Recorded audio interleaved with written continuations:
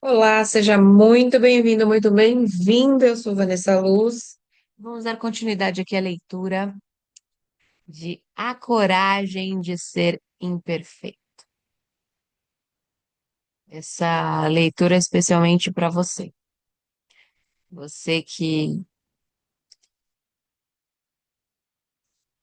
gostaria de entender o porquê da vulnerabilidade, o que é a vulnerabilidade e como se sentir vulnerável e feliz.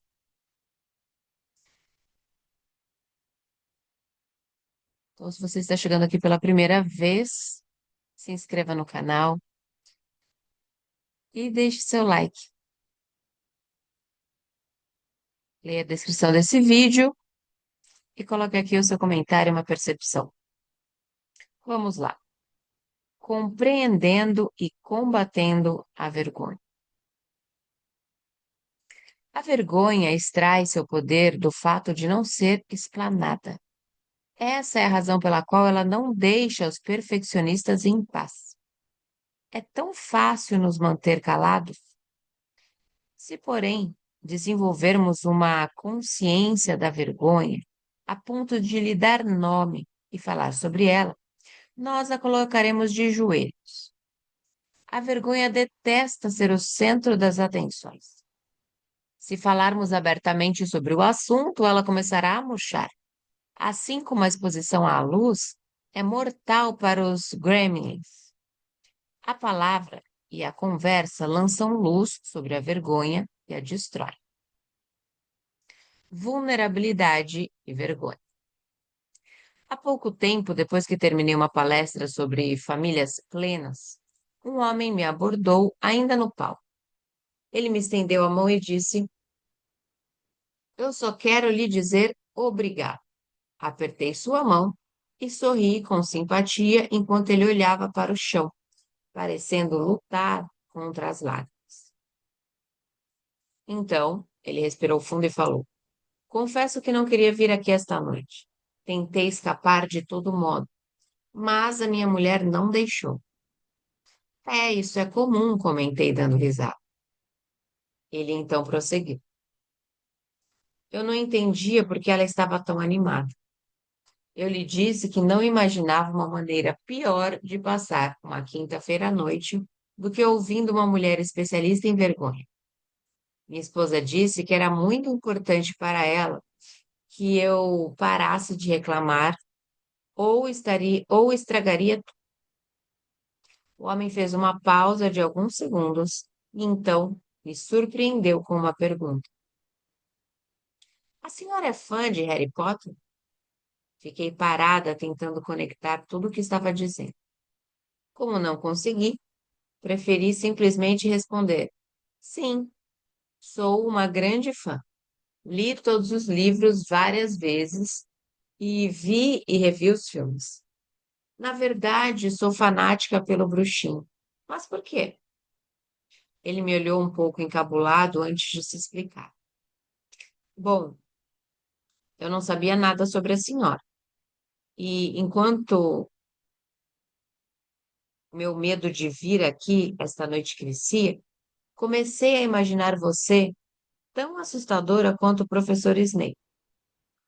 Eu a via vestida de negro, com a fala arrastada e um tom macabro. Achei tanta graça que quase me engasguei com a água que estava bebendo. Eu adoro o Snape. Não sei se gostaria de ser parecida com ele, mas é um dos meus personagens favoritos da história. Rimos juntos da projeção que ele havia feito do Snape, mas logo as coisas foram ficando mais sérias. O que a senhora disse realmente fez sentido para mim, principalmente a parte de termos tanto medo do lado sombrio. Qual foi a frase que a senhora citou usando a imagem da luz? Ah, é uma das minhas prediletas. Somente quando temos coragem suficiente para explorar a escuridão, descobrimos o poder infinito de nossa própria luz. Ele concordou. Sim, tenho certeza que era por isso que eu não queria vir. É incrível a quantidade de energia que gastamos tentando evitar esses territórios difíceis da alma, quando eles são os únicos que podem nos libertar. Cresci passando muita vergonha e não quero que meus 3 filhos vivam isso. Meu desejo é fazer com que eles saibam que são bons o bastante, que não tenham medo de conversar sobre o lado duro da vida, sobre o lado duro de suas vidas conosco. Nesse ponto, nós já estávamos com os olhos marejados. Fiz um gesto meio desajeitado, oferecendo um braço, e ele se aproximou. Depois daquele contato físico, ele olhou para mim e perguntou: é necessário superar a vergonha para chegar à vulnerabilidade? Sim, o contato com a própria vergonha é fundamental para abraçar nossa vulnerabilidade. Não podemos nos deixar ser vistos se ficarmos aterrorizados pelo que as pessoas podem pensar.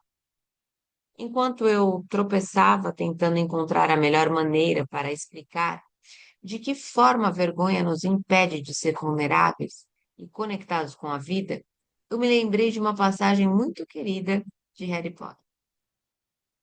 Você lembra quando Harry ficou achando que era mal porque andava com raiva o tempo todo e tinha sentimentos perversos? Sim, é claro, respondeu ele animadamente.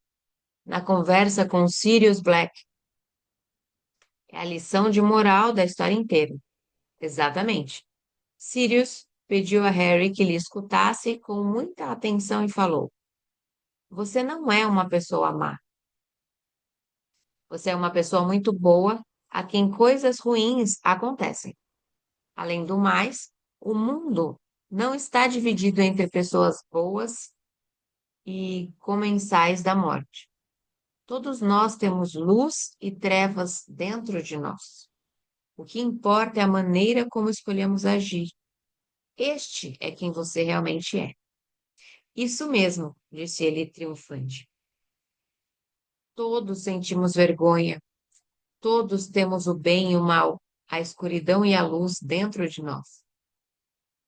Mas, se não nos reconciliarmos com nossa vergonha, com nossos conflitos, começaremos a acreditar que há algo errado conosco, que nós somos maus, defeituosos e, pior ainda, começaremos a agir com base nessas crenças. Se quisermos ser pessoas plenas, estar inteiramente conectados com a vida, precisamos ficar vulneráveis.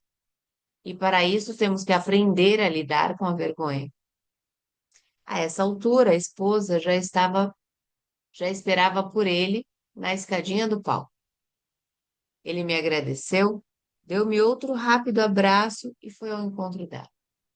Quando já estava lá embaixo, voltou-se para mim e disse: você não pode ser o Snape, mas é uma ótima professora de defesa contra as artes das trevas.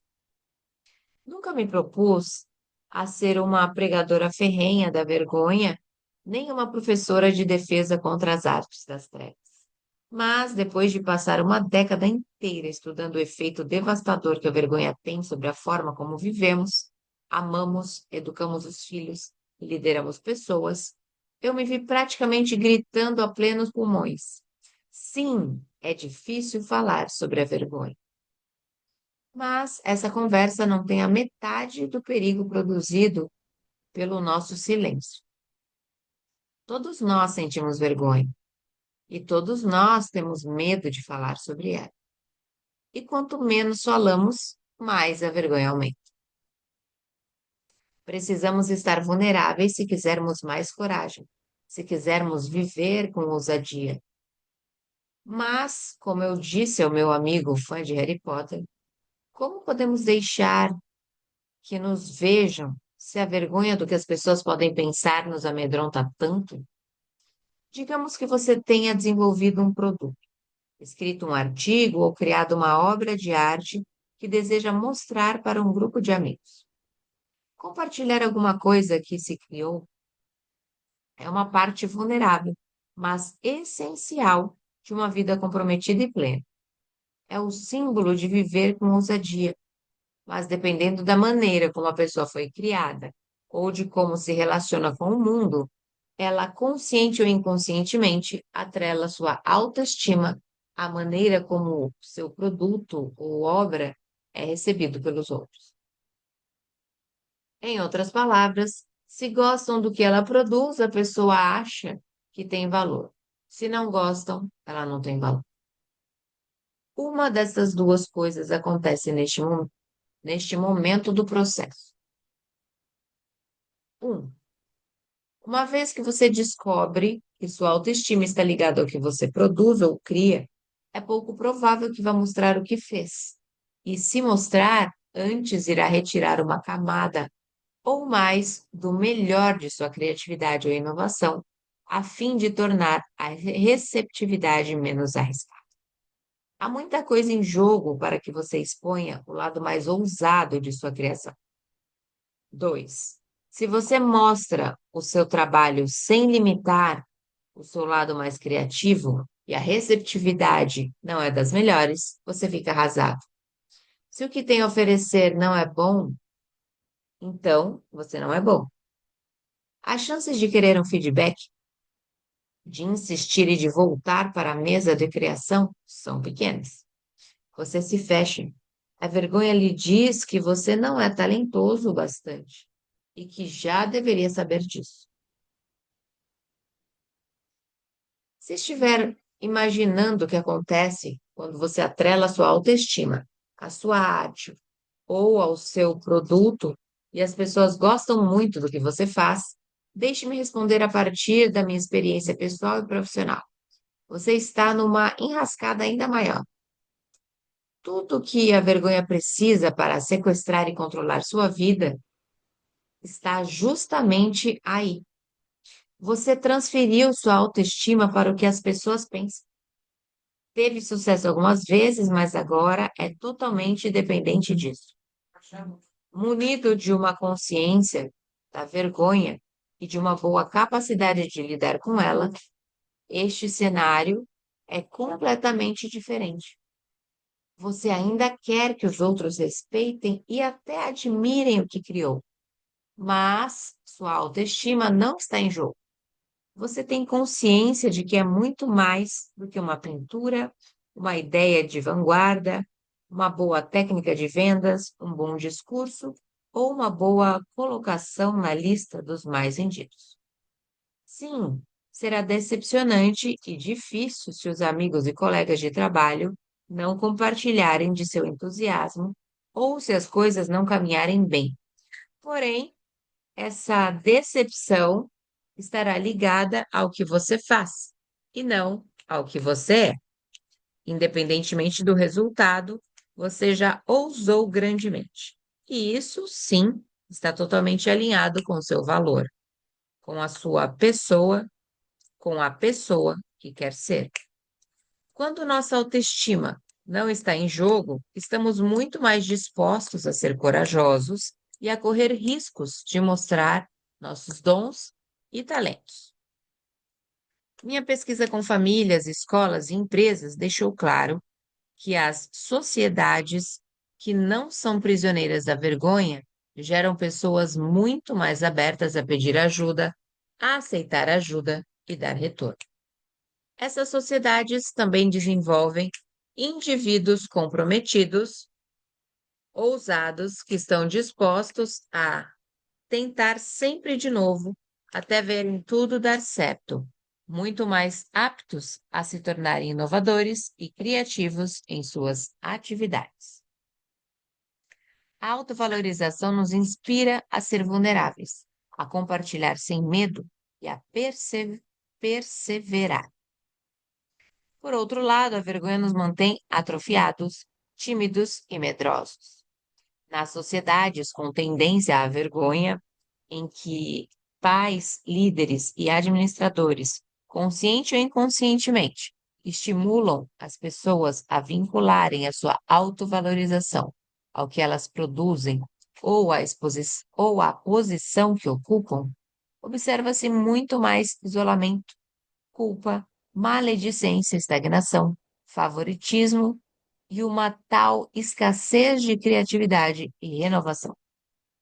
Peter Sheehan é escritor, conferencista e presidente da Change Labs, uma empresa de consultoria global que cria e executa projetos de mudança de comportamento de grande alcance para clientes como a Apple e a IBM.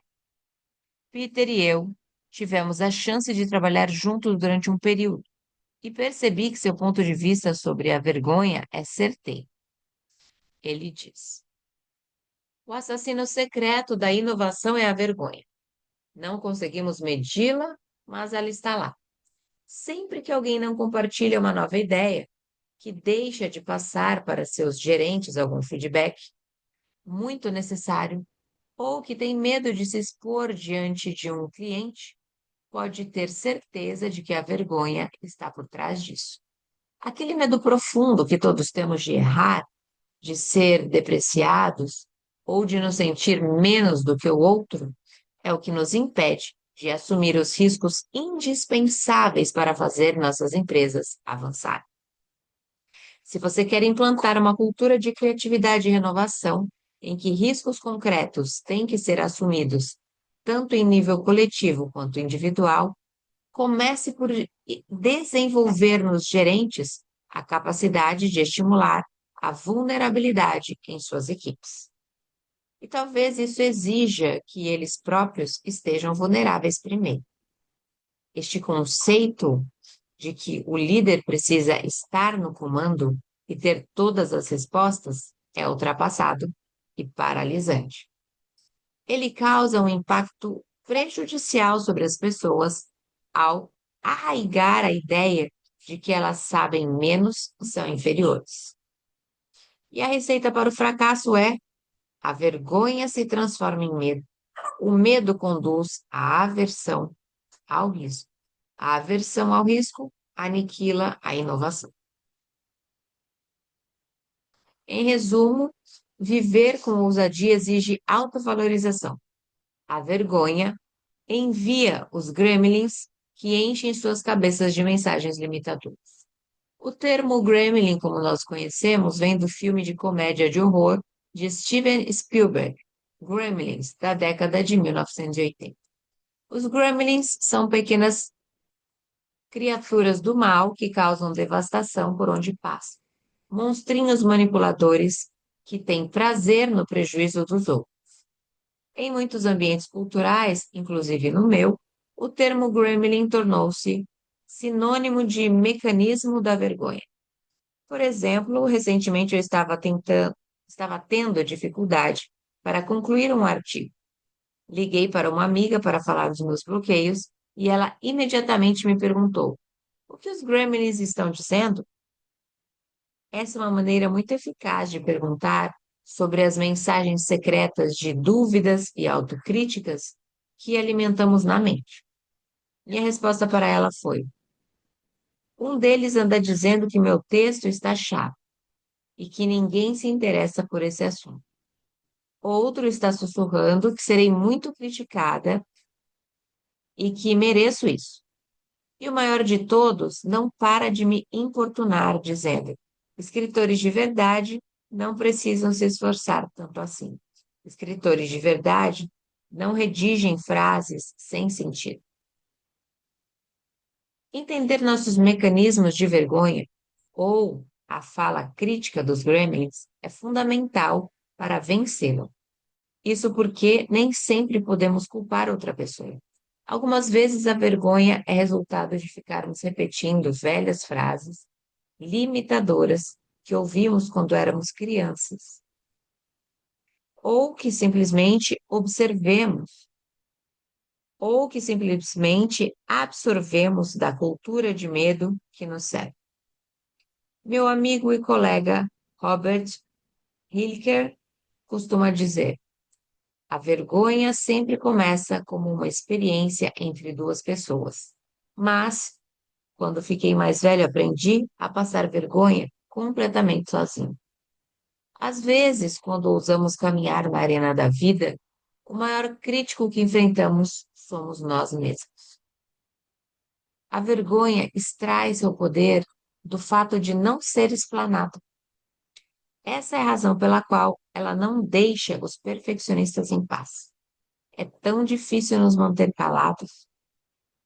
Se, porém, desenvolvermos uma consciência da vergonha, a ponto de lhe dar nome e falar sobre ela, nós a colocaremos de joelhos. A vergonha detesta ser o centro das atenções. Se falarmos abertamente sobre o assunto, ela começará a murchar. Assim como a exposição à luz é mortal para os gremlins, a palavra e a conversa lançam luz sobre a vergonha e a destrói. Assim como Roosevelt disse em seu discurso, quando ousamos grandemente, nós cometemos erros e nos decepcionamos várias vezes. Haverá fracassos, equívocos e provocações. Se quisermos ser capazes de avançar em meio a duras decepções, aos sentimentos de ingratidão e às tristezas que são inevitáveis em uma vida plena e bem vivida, não podemos achar que os reveses são provas de que somos indignos de amor, de aceitação e de alegria. Se fizermos isso, nunca mostraremos nem tentaremos de novo. A vergonha respeita, a vergonha espreita nos becos escuros da arena, esperando até que saiamos derrotados e determinados a nunca mais correr riscos. Ela dá uma gargalhada e diz: Eu avisei que isso era um erro. Eu sabia que não será bom o bastante, que não era bom o bastante. Saber lidar com a vergonha é ser capaz de dizer: Isso dói, isso é decepcionante e talvez é devastador. Mas eles vêm passar. Opa,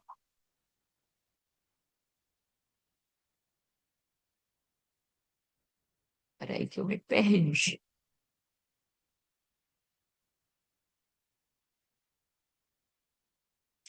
Mas o sucesso, o reconhecimento externo e a aprovação dos outros não são os valores que me controlam. O meu valor é a coragem e eu fui corajoso. Não me envergonho disso. Não podemos abraçar a vulnerabilidade se a vergonha estiver sufocando nossa valorização e nossa conexão com a vida. Sejamos corajosos. Vamos envolver nossos corações e mentes nessa experiência chamada vergonha para que possamos conquistar uma vida plena. E ficamos por aqui em mais esse dia de leitura.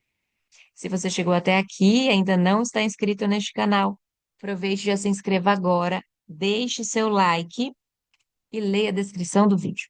Eu sou Vanessa Luz, um beijo no seu coração. Nos encontramos por aqui numa próxima leitura.